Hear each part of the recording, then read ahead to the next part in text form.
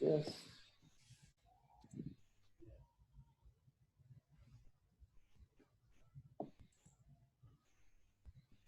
Hey, Mindset Masters, what's happening? What's happening? Welcome to the month of mastery. I'm here with my good friend and colleague, Cami Boehme, and boy, probably need 15 minutes just to go over your bio here, but I'll try to do it really quick. Cami is the CEO of her own baby, her own company that she literally and figuratively birthed over the years here. And oh, your list is so big. The most influential women in direct sales by direct selling, like under age 40. I think it was quite a bit under age 40. The former chief strategy officer of close to $1 billion energy company, publicly traded company, chief strategy officer of the 59th largest direct sales company. So you've been on the corporate side, you've been on the direct sales side. Before that whole career, you had your own branding and marketing company. I just found this out by digging a little deeper. I didn't know you were an assistant professor at age 23 at the college, the business school. So my goodness, adrenaline junkie, fellow adrenaline junkie. And probably the biggest thing that just blows my mind is the supermom title, right? You just had twins. You have a total of 5 kids. And hopefully that's the last, but maybe not, I don't know. Always the last. What I want to ask you is and I'm sure our listeners here, how the heck do you balance all that? You know? Well, that's a loaded question, but thanks so much, Brian. I'm really happy to be on here today with everybody. And I was, as I was listening to all those things you were saying about me, I'm like, wait a minute, who's that woman? And I think the thing I like most is definitely the mom title. Everything else is exciting and fun. Either that or adrenaline junkie. That's probably one of my faves. But I don't know. People ask me that all the time, how I balance it. I guess there's a lot of answers to that. I would have to say one is just my family. I have an amazing family that supports me and allows me to kind of pursue my vision and goals, and a great husband in that regard that just has always supported me to do that. But I think there's so much of it that's in your mind too. Every single one of us has the exact same amount of time in a day. And so I don't have time as something you should strike from your vocabulary. You should never say I don't have time. It's just a matter of what you choose to spend your time on. And if you are choosing to spend your time on the things that you are most passionate about and the things that are taking you toward where you want to be, you'll be amazed how much you can actually accomplish, and how much time there really is. And so I think for me, it's just been, I guess I'm driven by the things I want to accomplish. And so therefore I choose to spend my time in the things that are going to bring me the most joy and happiness and success. And that tends to be a pretty big balance of my family and my business. And I love both sides of me. Yeah, because I see that. You guys vacation, you travel. You've been all over the world. You have time for philanthropy. You have time for your passions. It's not like that you're just all, you've accomplished so much in such a short period of time, but it's not like you're just work. I really see right. All the people I know in my network, this sort of insane balance, which is awesome. But I've also, I've personally, been on phone calls at 11, 12, 1 o'clock a.m. and you're still getting done what needs to get done. So how have you sort of managed the mental, physical side of not burning out, right? Because I think a lot of people burn out from the grind. What is maybe your mental state of mind that keeps you from burning out? Yeah. So, for some reason I'm blessed to not need as much sleep as most people. And I acknowledge that. And a lot of it is when I'm driving toward a deadline, and whatever that is, it could be a day from now, it could be a week from now, it could be a month from now, or it could be 6 months from now. But if there's a major thing I'm driving toward, maybe it's a big event that I'm trying to produce or put on, maybe it's a project I'm working on creating, maybe it's having 2 babies at once, but whatever that is what I see in my mind, and that is what I'm tracking toward. And so regardless of how much time there is between now and then, I somehow find the energy because it's coming from that drive and that place of motivation. And then once that happens, I crash, I'm human, I have to take a day or 2 and whatever it is to revive. And so for me, some of those things that kind of rejuvenate me, I really enjoy yoga. I enjoy weightlifting. I didn't do much of that while the babies were little, but I really do enjoy yoga. I enjoy listening to podcasts. That's just a mental escape for me sometimes. But you've got to give yourself that. If you go, if you wake up early and you stay up late and you're in that kind of constant rhythm, you do have to find a balance of taking care of yourself. I actually was instilled early on from a philosophy from my dad, and he has it plastered all over. It's actually like up on the wall in a family place there that says, work hard, play hard. And so that's been my philosophy from the time I was little. And I think it just always instilled that in me, that if you're working hard and you're driving, and then you take some time to do whatever it is that rejuvenates you, maybe it's boating, maybe it's hiking, maybe it's planting flowers in your garden. Those are all mine. But whatever it is, take some time to do that, and you're going to be so much more refreshed, and allow yourself to have those two sides and work hard, play hard. And so that's always been big for me. No, that's really good advice. And I always try to mention that to people. Like, going to the gym is not a time suck. I actually get some of my best ideas while I'm physically expressing and vibrating in a high energy. So that there's a mental and a physical side to human beings and a spiritual side. So it sounds like you have a really good balance about understanding it's important to spend that time with your family. It's important to spend the time in the kayak or planting flowers or whatever, whether it's in the Amazon or in your backyard, right? Yep. If you could talk a little bit about your philosophy. I mean, you're one of the most philanthropic humanitarians. Like, you're really a people person, not just saying a people person. I mean, really at the core of who you are, which is one of the things that impresses me the most. What is, if you have sort of an overall philosophy with business and life and people? Well, thank you. I appreciate that. I think that's been born from experience. So I think that the more that I've had, so early on in my career, I had an opportunity, several opportunities actually, to be involved with some organizations that were doing some real good in the world. And I think it just opened my eyes. I mean, it started in college, actually, with some exposure to Habitat for Humanity, and then continued through just associations I had with people doing good in the world. And I guess for me, what I recognized was not only just an immense need, when you really start to hear some of the numbers of people who live in the world without electrification, without clean water, without access to quality education, just the basics, the pillars that we have in our world and our lives to survive. We have the luxury of doing what we're doing right now, of being on technology, of listening to somebody or sharing thoughts and insights on how to thrive in our lives, because we don't have to worry about the basics to survive. I was able to wake up this morning and I had electricity in my home, and I had clean running water, and I could have a nice shower, and I could cook breakfast in my kitchen. And I know that my kids, it's summer, but they have quality education. And so even amid the challenges that the world is facing, we have the basics sort of taken care of. And so therefore we can then focus on thriving.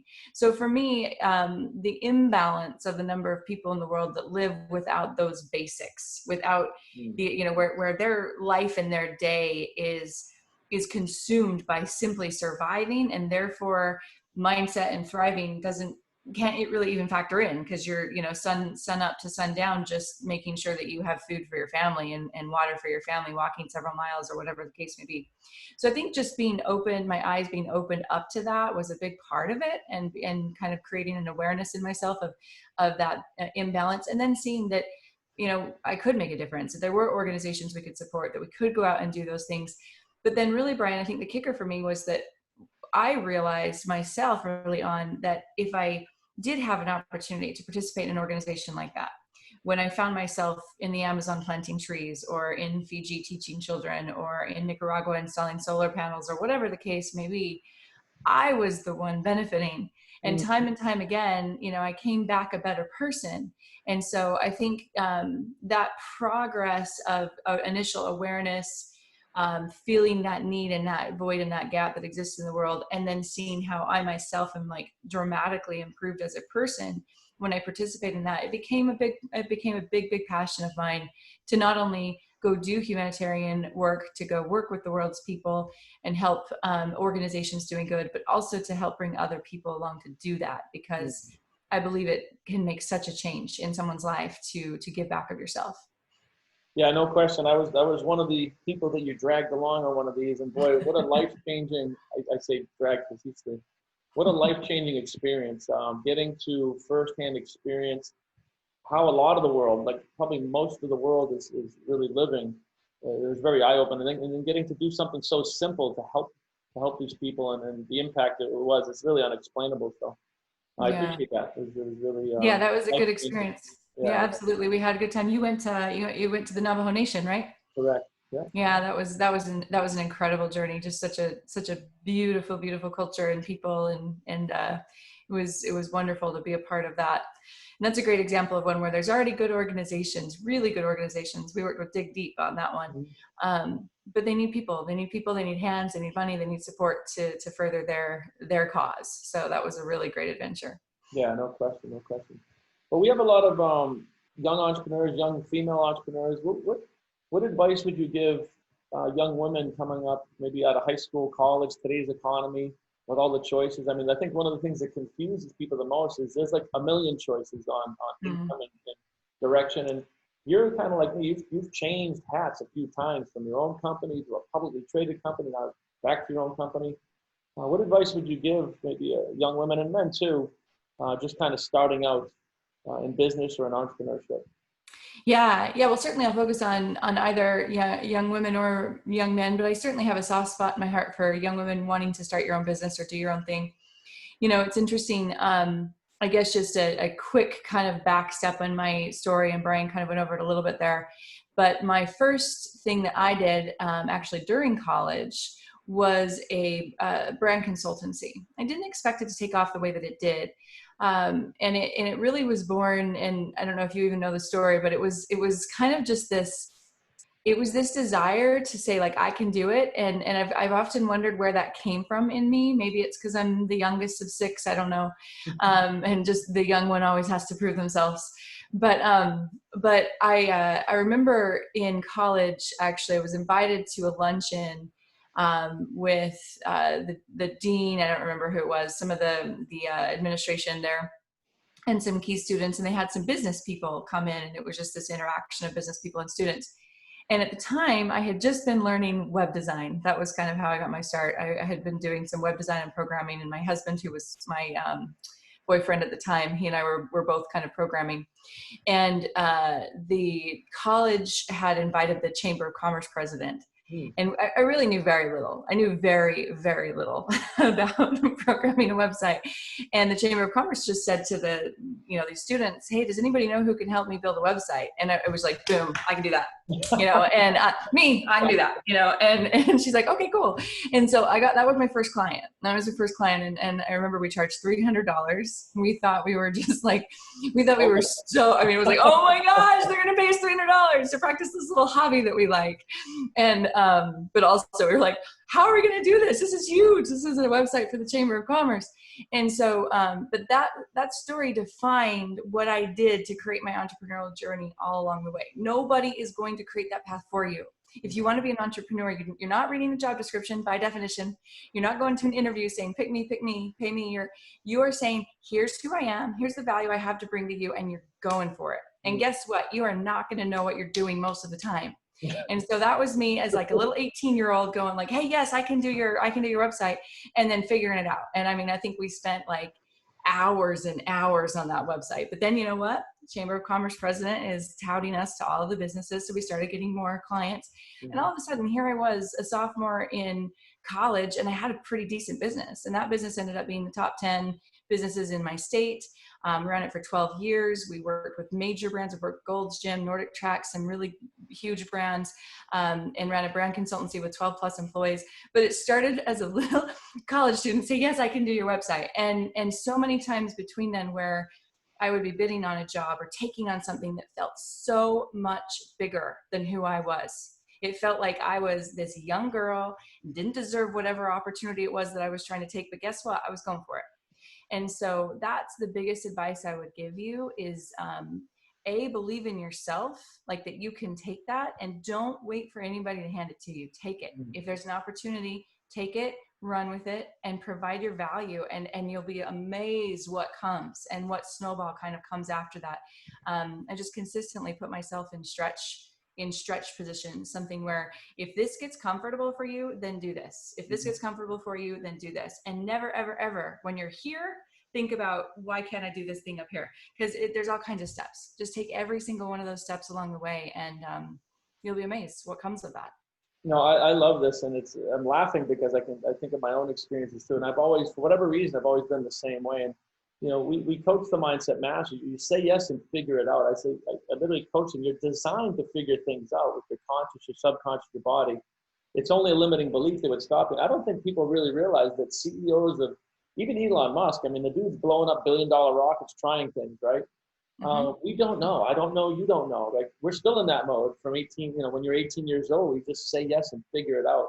And it's probably the Well, and if anybody listening to this wants proof of that, Google this phrase, imposter syndrome. And it may not be something that you're familiar with, but Google the phrase imposter syndrome and look at article after article after article of people in major positions saying that they feel like an imposter, having reached something. And so that's the thing that I've learned, and I've so internalized that whatever perspective you have looking at somebody that for you is unreachable, looking at it, whatever, if you're looking at the top CEO in a field that you really love, or if you're looking at the top developer in something that you love to do, or the top athlete in something that you love to do, that person beyond the veneer of that success is just like you.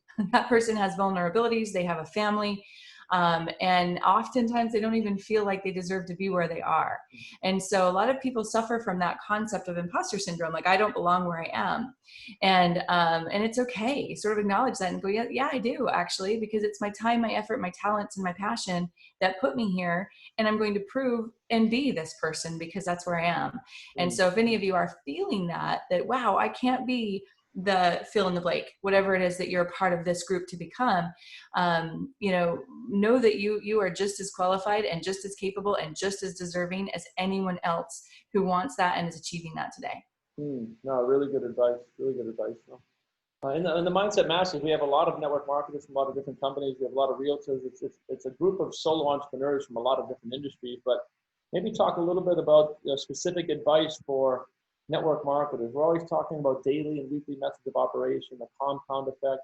And I think the biggest thing is surrendering to a process and disconnecting from the results. So what has your experience been with that? And what is some core advice you would give a network marketer specifically? Yeah, well, I know that you and others have incredible advice to give network marketers. In fact, I know you just achieved a phenomenal leadership rank, and congratulations on that. I hope I can mention that here, but I just am so proud of all of the work and everything that you've done, and to know that you're a platinum partner now.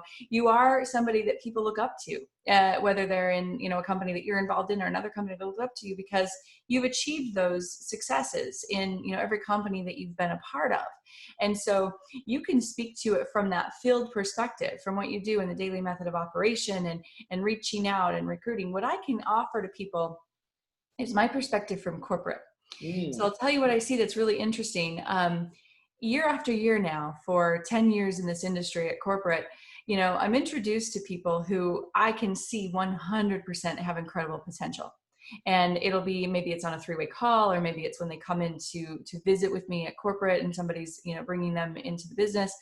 And they're full of ideas, and they're full of, this is what I could do with this. I'm so excited. I love the product, especially in the company I have now, because, what we do is just save people money. And it's, the more you save somebody, the more you earn. So it's something that people get extremely excited about when they first hear about it.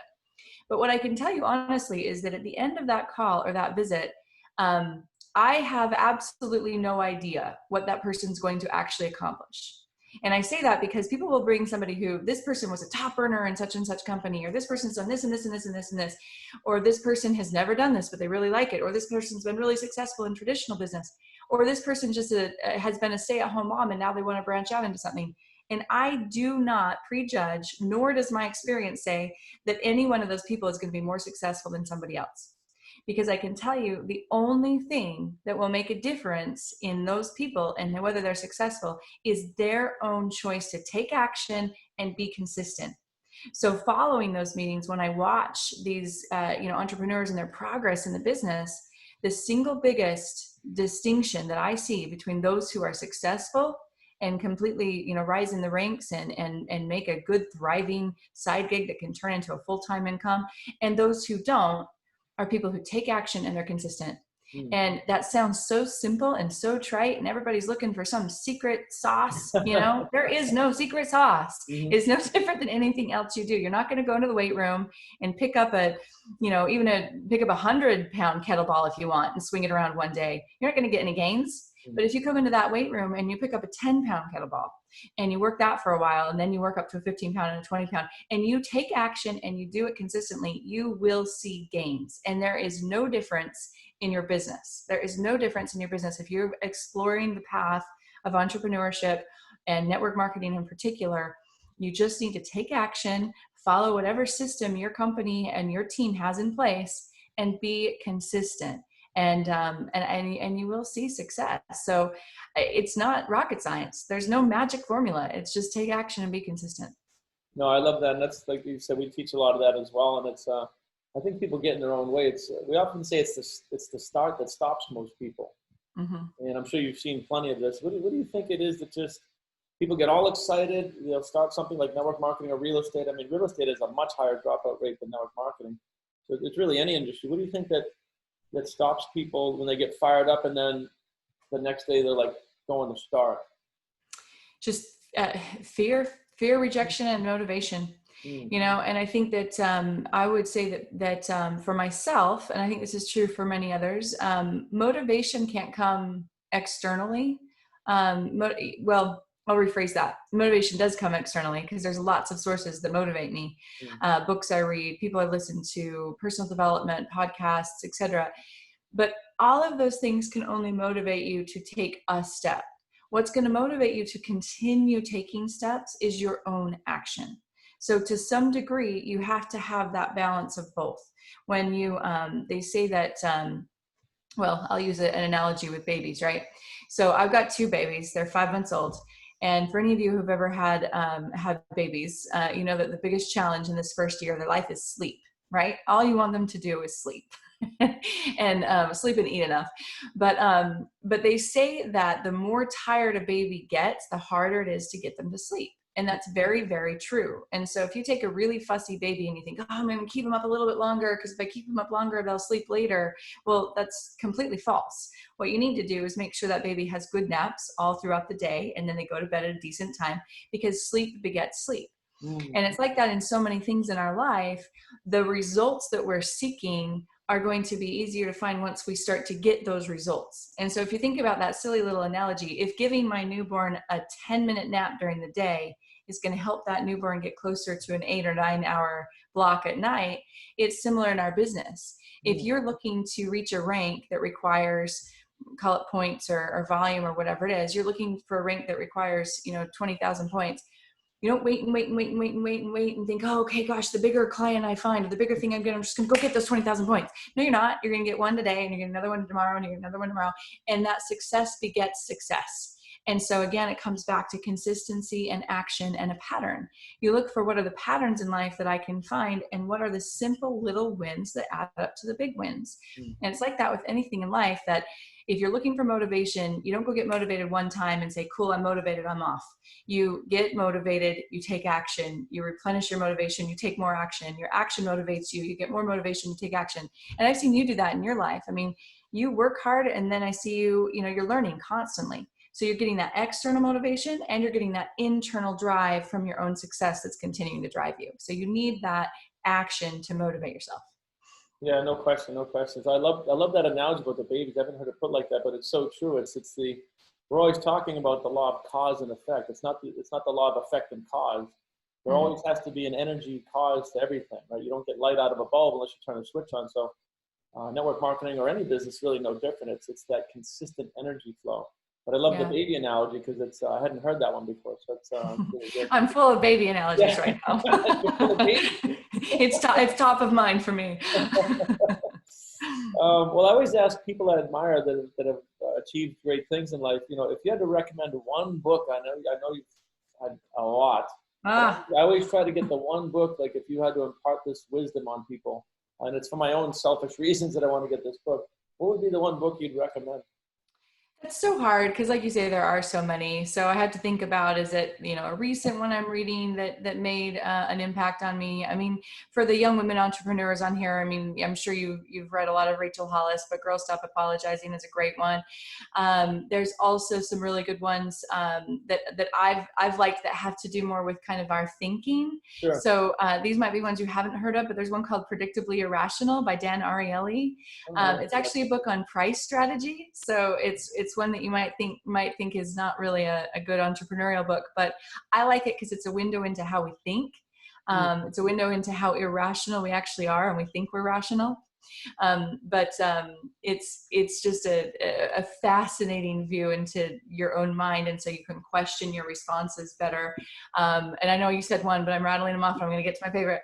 And then a New Brand World is a really good one by Scott Bedbury, the guy who's famous for making all the Nike stuff back in the day. Oh, wow. And so there's several, but I have to say that my classic, the one I come back to, kind of my grounding source, is just 7 Habits of Highly Effective People. Oh, I'm a big Covey fan. I like to refresh my Covey thinking now and then, sharpen my saw. And I just, I think if y'all haven't read that, I highly recommend it. If you have, refresh it, because, it's old school. It's one of the earlier, I think, good leadership thinkers, and I really love that one. But yeah, read Predictably Irrational. I think you'll like it. It's kind of fun. I just wrote that down. That's, like I said, this is for my own selfish reasons now. Yeah. I always ask people, what's the one book? My mom is the one that gave me the 4 Agreements. Have you ever read that book? No, I've heard a lot about it though. I should read that one. You would absolutely love it. Everything's spiritual, but it's a spiritual book that ties in from a different point of view, and it's definitely one of my top 5 for sure. Awesome. All right, I'll put it on my list for sure. Give me that one. Yeah, it's by Dawn. I do. For those of you who are moms, here's my trick, because you're thinking, when in the world do I have time to read, right? Mm-hmm. Well, I have twins, and so I don't even have my hands free. So I'm usually feeding one, bottle feeding one. I've got both my hands full. But I'll tell you, my biggest trick is an AirPod, so that the babies aren't hearing it, and an audiobook, because you've got, I added it up. I have about, usually in any given day, now that they're not newborns, it's less, it used to be more, but I have about 4 hours a day of just pumping or feeding. That's a lot of time. Mm-hmm. So, and, some of that time I'm snuggling and bonding and looking at my baby, but it's 4 hours, right? So, I'm doing audiobooks and podcasts during that time. So that's my mom tip is, if you find yourself rocking babies thinking, how in the world am I going to fit all this in? Get AirPods so the baby can't hear, stick it in one ear so that you can still hear your baby, listen to a book. That's a magical tip right there. I love it. I do the same thing. I'd say I usually coach my clients, and it's not that you need to stop listening to music, but people drive to work or they're at the gym. I mean, they're 30 hours a week of music. It's like, just substitute a chunk of that time for, what do you say? The secrets of the ages are locked up in books. And I never knew what that meant until I read the book Think and Grow Rich. And then I thought and be right through rich. It's like, wow, that's a literal statement. Yeah. So I'm sure there's a lot of moms out there that appreciate just folding laundry, washing dishes. Yeah. I wash 14 bottles a night. It takes me about 15 minutes, and I'm standing in front of my sink for 15 minutes. And so that if you think about a podcast, right, it's typically a half hour to an hour, depends on what it is, 4 bottle washing sessions, and I've knocked out an hour-long podcast. Awesome. I love the tips there. It's good for really anybody.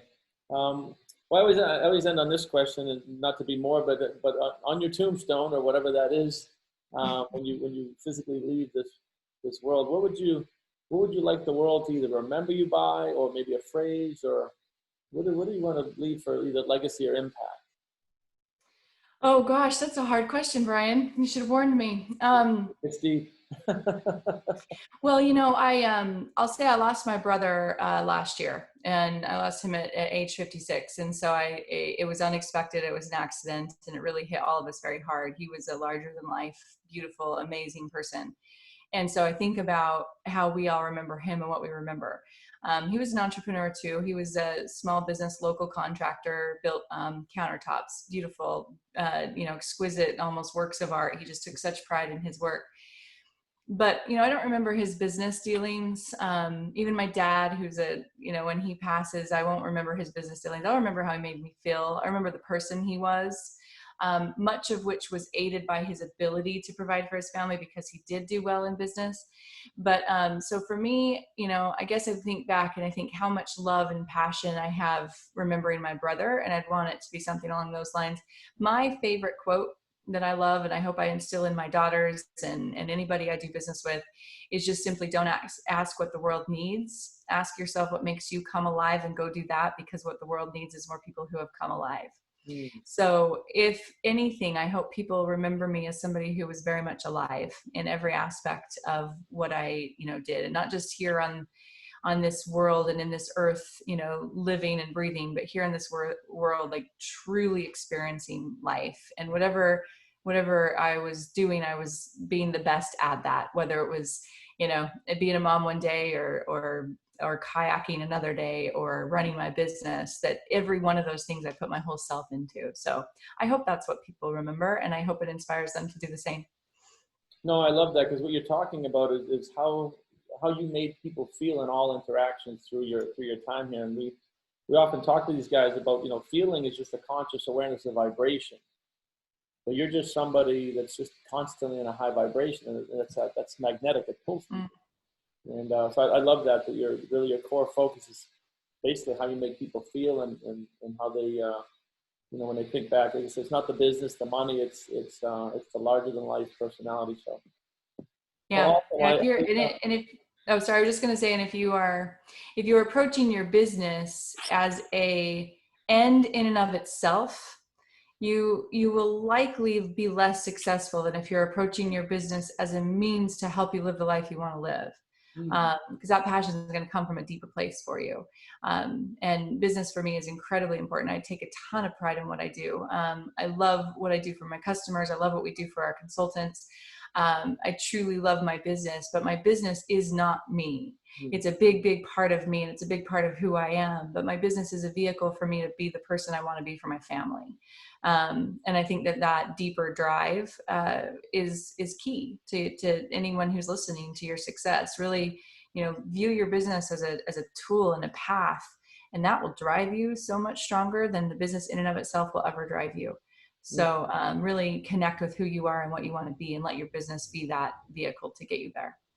No, I love that last little piece of advice. I've definitely been guilty of that in my younger years. Just really, you know, putting the blinders on so hard to create a business and an income stream that you kind of lose track of the whole, what the business is for. It's an expression of yourself. It's it's a vehicle to express through, not express to. So I love that last little piece of advice. Get a little bonus golden nugget there. So awesome. Well, Cami, I sincerely appreciate you as a colleague and as a human being, what you're doing for humanity and people. And I appreciate your time here today as well. It's your time is valuable. I know you probably have a million other things to do. So thanks for coming on. And I'm sure our mindset masters appreciate the wisdom and advice.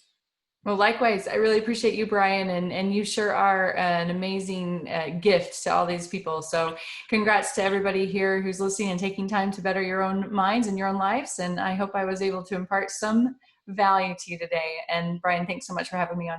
No, happy to do it. I got a page of notes here, so you did, at least for me. So have a great day. God bless. All right. Thank you. Bye.